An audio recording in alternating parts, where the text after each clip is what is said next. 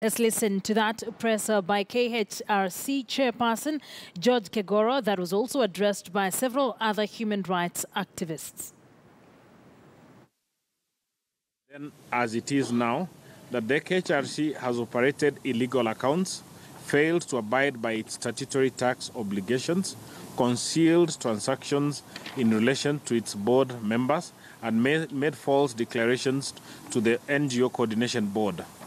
In what is a recurring trend, KHRC has been condemned and heard by the NGO Coordination Board in clear violation of the Constitution as well as statutory and procedural provisions on this matter.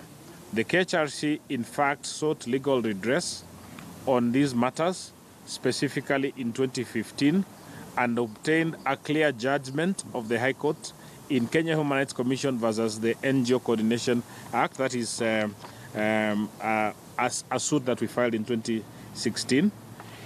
In the case, Justice Louis Onguto found that the failure of the NGO Coordination Board to either give notice or a hearing to the Kenya Human Rights Commission before arriving at a decision to cancel its registration was a violation of its constitutional right, and that this failure was compounded when the NGO board failed to furnish written reasons to the KHRC when the organization wrote asking for such reasons.